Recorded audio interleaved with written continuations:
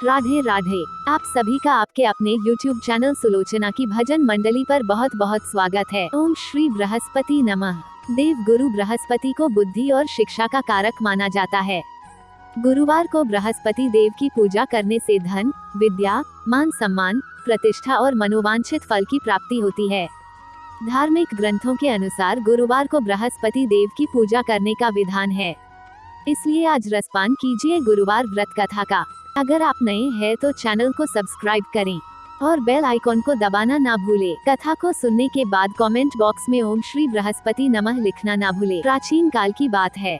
किसी राज्य में एक बड़ा प्रतापी और दानी राजा राज करता था। वो हर गुरुवार को व्रत रखकर दीन दुखियों की मदद करके पुण्य प्राप्त करता था, परंतु ये बात उसकी रानी को अच्छी नहीं लगती थी। वह न तो व्रत करती थी और न ही दान पुण्य में विश्वास रखती थी। इतना ही नहीं, वह राजा को भी ऐसा करने से मना करती थी। एक समय की बात है, राजा शिकार खेलने के लिए वन गए। घर पर रानी और दासी थी। उसी समय गुरु बृहस्पति देव साधु का रूप धारण कर राजा के दरवाजे पर भिक्षा मांगने आए। साधु ने जब रानी से भिक्षा मांगी तो वह कहने लगी, हे साधु महाराज, मैं इस दान और पुण्य से तंग आ गई हूँ। आप कोई ऐसा उपाय बताएं जिससे कि सारा धन नष्ट हो जाए और मैं आराम से रह सकूं। इतना सुनकर बृहस्पति देव ने कहा, हे देवी, तुम बड़ी विचित्र हो। संतान और धन से कोई दुखी होता है। अगर अधिक धन है तो इसे शुभ कार्यों में लगाओ, कुंवारी कन्याओं का विवाह कराओ, विद्यालय और बाग बगीचे का निर्माण कराओ, जिससे तुम्हारे दोनों लोग सुधरें। परंतु साधु की इन बातों से रानी को खुशी नहीं हुई। उसने कहा कि मुझे ऐसे धन की आवश्यकता नहीं है जिसे मैं दान दूं और जिसे संभालने में मेरा सारा समय नष्ट हो जाए। तब साधु ने कहा, अगर तुम्हारी ऐसी इच्छा है तो मैं जैसा तुम्हें बताता हूँ तुम वैसा ही करना।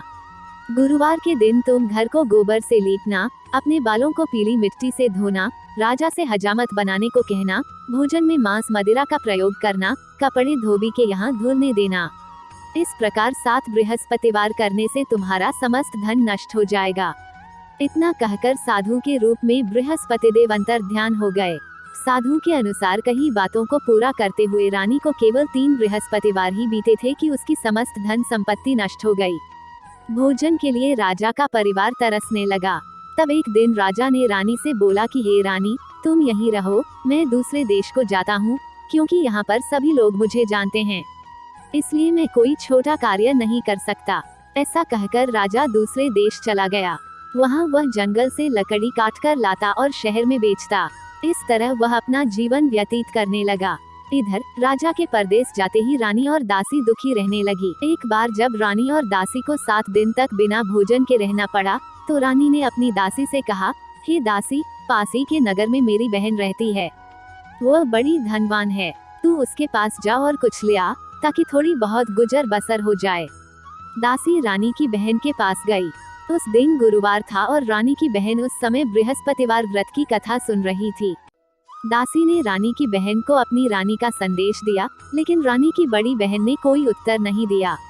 जब दासी को रानी की बहन से कोई उत्तर नहीं मिला तो वह बहुत दुखी हुई और उसे क्रोध भी आया। दासी ने वापस आकर रानी को सारी बात बता दी। ये सुनकर रानी ने अपने भाग्य को कोसा। उधर रानी की बहन ने सोचा कि मेरी बहन की दासी आई थी, परंतु मैं उससे नहीं बोली, इससे वो बहुत दुखी हुई होगी। कथा सुनकर और पूजा समाप्त करके वह अपनी बहन के घर आई और कहने लगी, हे बहन, मैं बृहस्पतिवार का व्रत कर रही थी। तुम्हारी दासी मेरे घर आई थी, परंतु जब तक कथा होती है तब तक न तो उठते हैं और न ही बोलते हैं, इसलिए मैं नहीं बोली। बताओ दासी क्यों आई थी? रानी बोली, बहन, तुमसे क्या छिपाऊं, हमारे घर में खाने तक को अनाज नहीं है। ऐसा कहते कहते रानी की आंखें भर आई। उसने दासी समेत पिछले 7 दिनों से भूखे रहने की पूरी बात अपनी बहन को बता दी। रानी की बहन बोली, देखो बहन, भगवान बृहस्पति देव सबकी मनोकामना को पूर्ण करते हैं।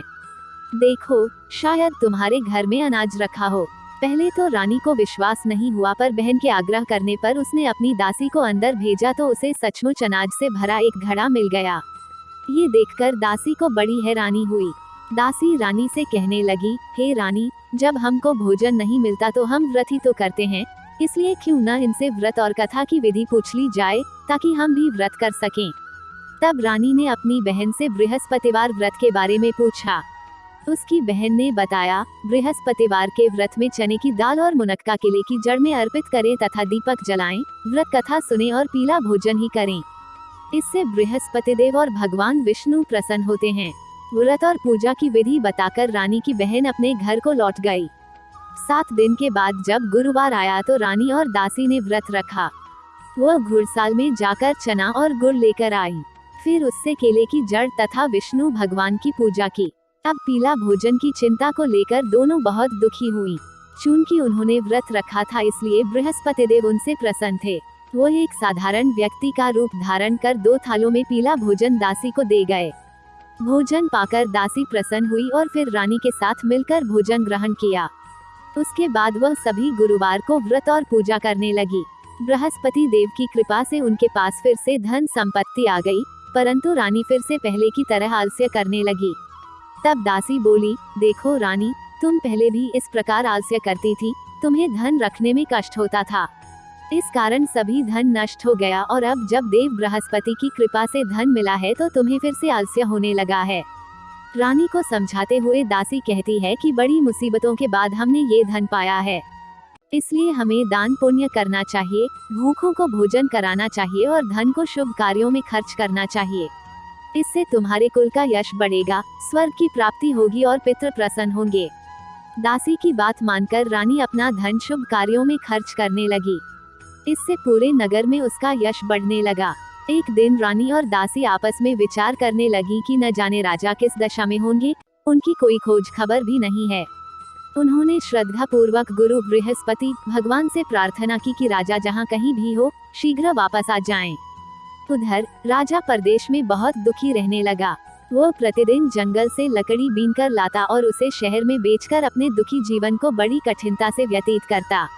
एक दिन दुखी हो अपनी पुरानी बातों को याद करके वह रोने लगा और उदास हो गया। उसी समय राजा के पास बृहस्पति देव साधु के वेश में आकर बोले, हे लकड़हारे, तुम इस सुनसान जंगल में किस चिंता में बैठे हो, मुझे बतलाओ।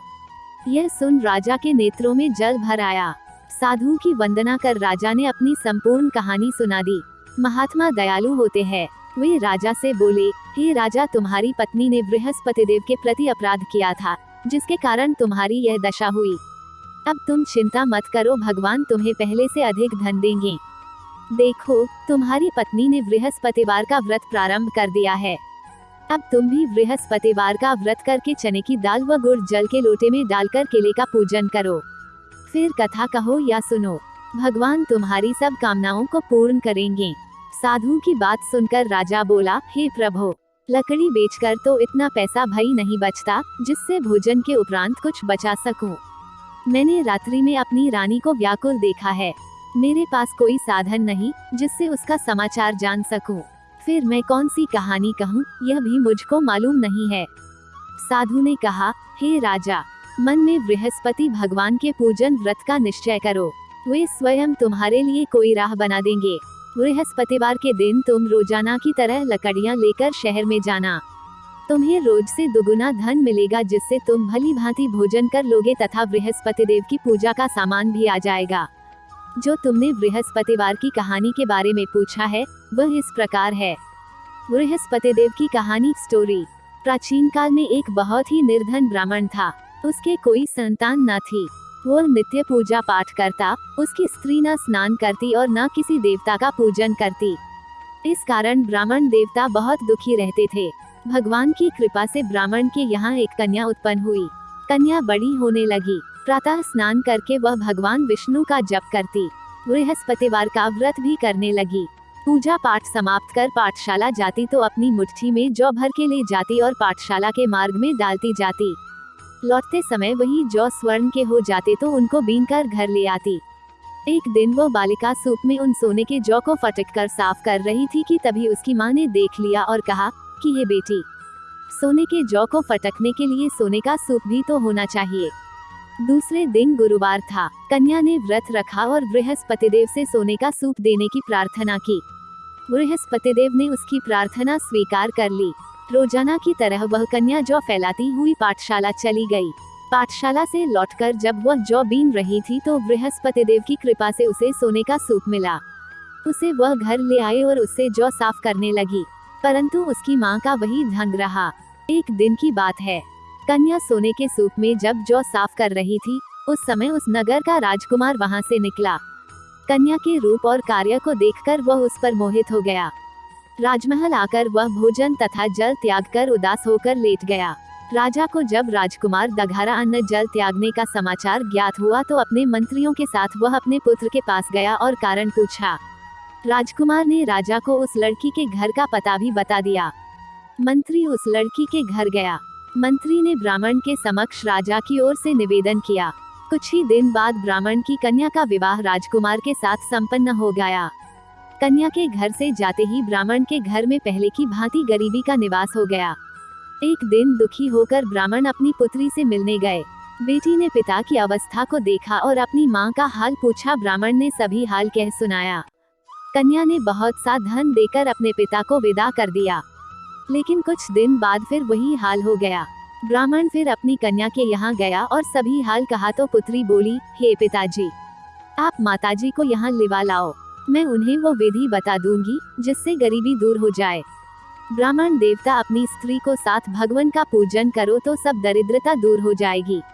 परंतु उसकी माँ ने उसकी एक भी बात नहीं मानी। वह प्रातःकाल उठकर अपनी पुत्री की बची झूठन को खा लेती थी। एक दिन उसकी पुत्री को बहुत गुस्सा आया। उसने अपनी माँ को एक कोठरी में बंद कर दिया। प्रातः उसे स्नानादि करा के पूजा पाठ करवाया तो उसकी माँ की बुद्धि ठीक हो गई। इसके बाद वह नियम से पूजा पाठ करने लगी और प्रत्येक बृहस्पतिवार को व्रत करने लगी। इस व्रत के प्रभाव से मृत्यु के बाद वह स्वर्ग को गई। वह ब्राह्मण भी सुखपूर्वक इस लोक का सुख भोगकर स्वर्ग को प्राप्त हुआ। इस तरह कहानी कहकर साधु बने देवता वहां से लोप हो गए। धीरे धीरे समय व्यतीत होने पर फिर बृहस्पतिवार का दिन आया। राजा जंगल से लकड़ी काटकर शहर में बेचने गया।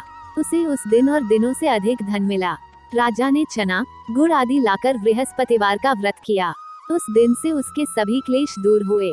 परंतु जब अगले गुरुवार का दिन आया तो वह बृहस्पतिवार का व्रत करना भूल गया। इस कारण बृहस्पति भगवान नाराज हो गए। उस दिन उस नगर के राजा ने विशाल यज्ञ का आयोजन किया था तथा अपने समस्त राज्य में घोषणा करवा दी कि सभी मेरे यहाँ भोजन करने आवें। किसी के घर चूल्हा न जले। इस आज्ञा को जो न मानेगा उसको फांसी दे दी जाएगी। राजा की आज्ञानुसार राज्य के सभी वासी राजा के भोज में सम्मिलित हुए, लेकिन लकड़हारा कुछ देर से पहुंचा, इसलिए राजा उसको अपने साथ महल में ले गए।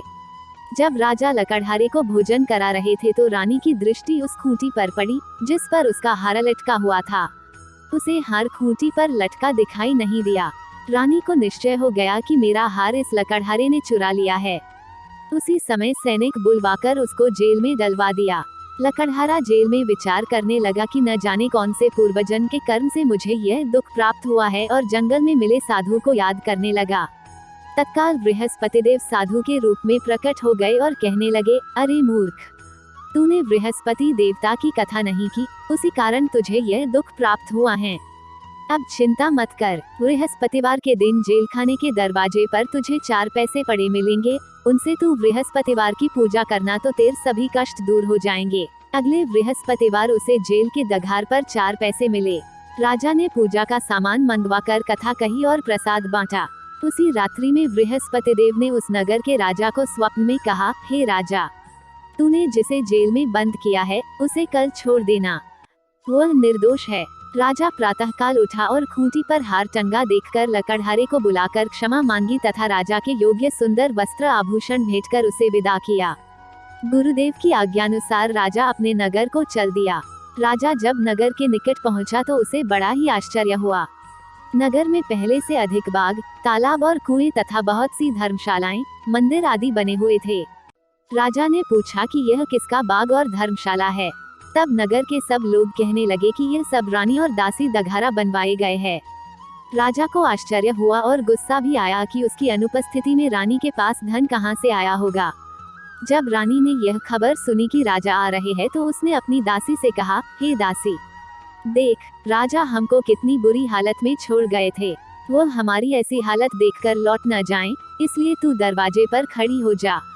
रानी की आज्ञानुसार दासी दरवाजे पर खड़ी हो गई और जब राजा आए तो उन्हें अपने साथ महल में लिवा लाई।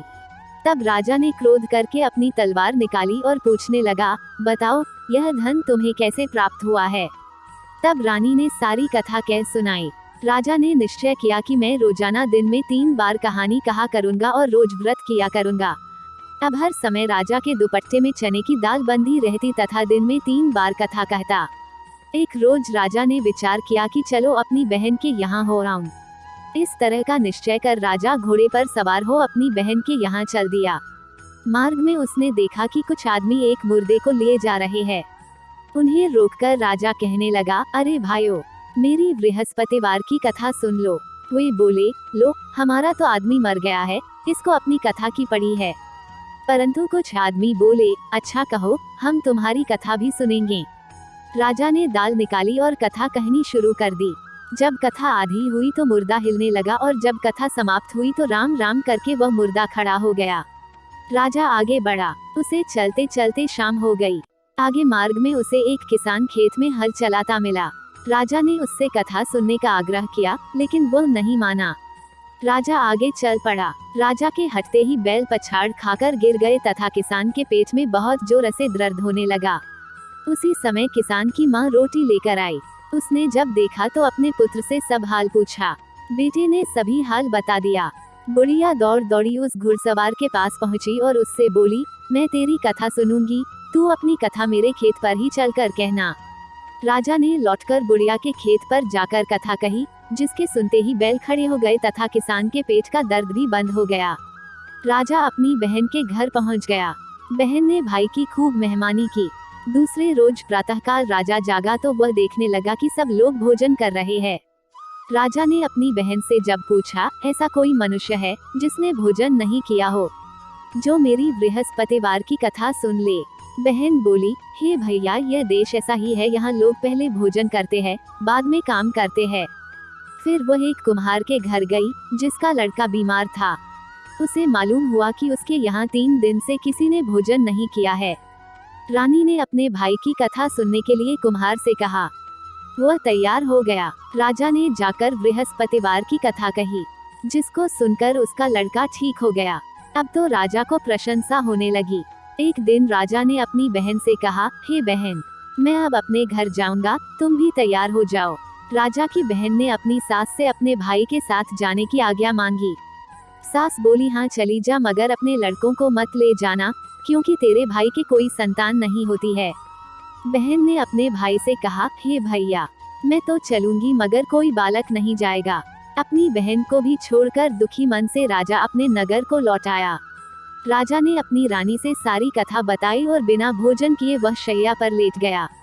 रानी बोली, हे प्रभु, बृहस्पतिदेव ने हमें सब कुछ दिया है, वे हमें संतान अवश्य देंगे। उसी रात बृहस्पतिदेव ने राजा को स्वप्न में कहा, हे राजा, उठ, सभी सोच त्याग दे, तेरी रानी गर्भवती है। राजा को यह जानकर बड़ी खुशी हुई। 9वें महीने रानी के गर्भ से एक सुंदर पुत्र पैदा हुआ। तब राजा बोला, हे रानी, स्त्री बिना भोजन के रह सकती है, परंतु बिना कहे नहीं रह सकती। जब मेरी बहन आए तो तुम उससे कुछ मत कहना। रानी ने हाँ कर दी। जब राजा की बहन ने यह शुभ समाचार सुना तो वह बहुत खुश हुई तथा बधाई लेकर अपने भाई के यहाँ आई। रानी ने तब उसे आने का उलाहना दिया। जब भाई अपने साथ ला रहे थे तब टाल गई। उनके साथ न आए और आज अपने आप ही भागी भागी बिना बुलाए आ गई। तो राजा की बहन बोली, भाई, मैं इस प्रकार न कहती तो तुम्हारे घर औलाद कैसे होती। बृहस्पतिदेव सभी कामनाएं पूर्ण करते हैं। जो सद्भावना पूर्वक बृहस्पतिवार का व्रत करता है एवं कथा पढ़ता है अथवा सुनता है और दूसरों को सुनाता है, बृहस्पतिदेव उसकी सभी मनोकामनाएं पूर्ण करते हैं, उनकी सदैव रक्षा करते हैं। जो संसार में सद्भावना से गुरुदेव का पूजन एवं व्रत सच्चे हृदय से करते हैं, उनकी सभी मनकामनाएं वैसे ही पूर्ण होती है, जैसी सच्ची भावना से रानी और राजा ने बृहस्पतिदेव की कथा का गुणगान किया तो उनकी सभी इच्छाएं बृहस्पतिदेव जी ने पूर्ण की।